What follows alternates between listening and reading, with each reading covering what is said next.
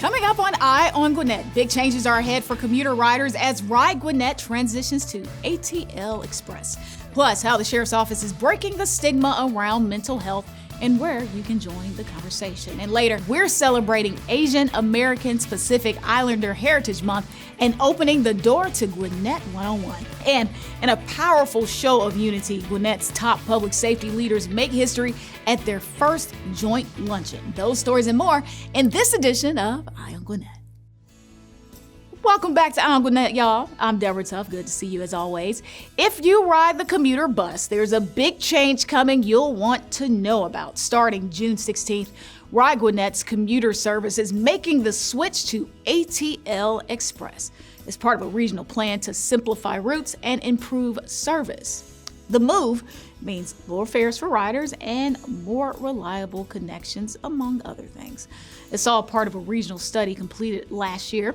Gwinnett also held public meetings and a Title VI equity review to make sure all communities were heard before the change. To see what this means for your ride, including any route updates, just head to ridegwinnett.com. Mental health has always been around. Of course, during the pandemic, we saw a huge spike in depression and anxiety. Mental health has always been there. I think we're just doing a better job of addressing these issues. We want to invite everybody to come out. It's a free event to everybody. We're going to have plenty of food, music, lots of giveaways, so just come on out. We want to say thank you to all of our partners and the vendors that will be out there who are dedicating their day to this big event and getting the word out there, so we're just super excited. So everybody come on out. That's Lieutenant Nicole Culberson and Major Traquita Maldonado from the Gwinnett County Sheriff's Mental Health Task Force Unit. They're talking the 4th annual Breaking the Stigma Mental Health Awareness Fair that'll take place on Saturday, May 10th at Alexander Park in Lawrenceville. The event will feature wellness organizations, interactive resources, and opportunities to connect with people who care, all to help break the stigma around mental health in our community. Now, y'all, this is my favorite part of the show when we actually have guests come into the studio to interview, but when those guests are actually your real life friends, it makes it that more special. Joining me now is Miriam Nafis, here to talk about how you can sign up for Gwinnett 101 and what's ahead for Asian American Pacific Islander Heritage Month in Gwinnett, because we do it big for everything, don't we, girl? Of course. Let's talk about this cohort. What happens in those classes?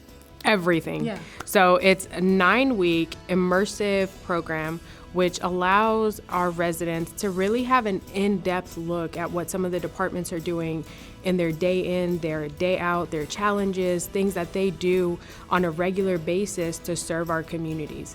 Now, with the Gwinnett 101, or G101 as we like to call it in-house, program emphasizing inclusivity, especially among underrepresented communities, what new outreach efforts are being implemented to engage a more diverse group of participants? Yeah, of course. A lot of our programs are focused to make sure that we are reaching all audiences. So this is going to be no different. I've marketed in different ways that probably, we just need to make sure that we're reaching all these different communities so that it gives everyone a chance to be able to be part of the programs. I love that. Yes. I love that. Now we're switching gears a little bit. Tell me about, because the theme this year is choosing humanity. What inspired this theme? Because that's the national theme. Yes. And how will that be reflected in the upcoming event on May 30th? Yeah. Y'all better be here. Yes.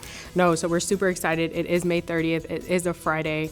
It's going to allow for more of our families to show up, for more of the kids to participate. And what a lot of people sometimes fail to understand with Asian American Pacific Islander, that it represents so many different parts of Asia. You don't realize it has South Asia, it has East Asia, and all of us have different cultures. I'm Asian, I'm Pakistani, so for me, it's super important to make sure that we do this big because it does represent so many of our communities, so many of our cultures. But just to be able to celebrate the diversity here in Gwinnett and really, really just showcase the Asian American community and the Pacific Islander community and just bring it all together in-house and just have a full-on event to really just show out to everyone. These are our communities. We're super proud to show off the culture. So just very excited for that event. And that's what makes Gwinnett the most diverse county. We're not talking about in the state, not talking about in the metro, in the entire country. That's huge. Huge. And like you said, we got to do it big. If we're the ones representing the diversity in the entire country, then we're doing it big. All right, so when is the deadline? How can people sign up for G101? And then let's plug the Heritage Month celebration. So G101 first. How can people sign up? What do they need to do? Yes. So for Gwinnett One-on-One, registration is online. It is on Gwinnett County's homepage as well. It is open to all our residents. We really, really want to make sure we give a broad range of opportunity to anyone that does want to be part of it. The AAPI Heritage Celebration is on May 30th. It is a Friday, like I said, but online on Eventbrite. And even if you don't register and you still want to show up, that's completely fine. We just want everyone to just come out and just party together, celebrate together. Miriam, always a pleasure. You got to come on set often, girl. Like this was, it's always, I'm telling you, and when you're interviewing your friends, it's like, okay. Thank you. Oh, yes. It's always amazing. Thank you. Yes. So I have a question, y'all. Are you social? We sure are. Follow us at Gwinnett Gov on Facebook, X, and Instagram for more county news. You can also catch our programming anytime, anywhere on tvgwinnett.com or by downloading TV Gwinnett on Amazon Fire or Roku.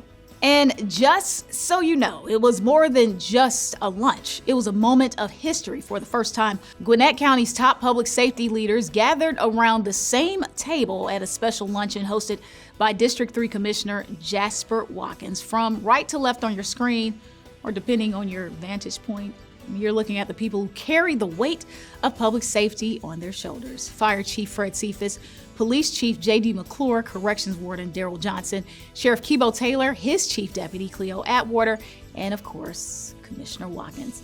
They share more than just titles. Aside from the warden, each of these men is a veteran. And here's what makes this moment even more meaningful. Each one is also the first African American to serve in their role in Gwinnett County's history. Almost made me tear up. That's a big deal.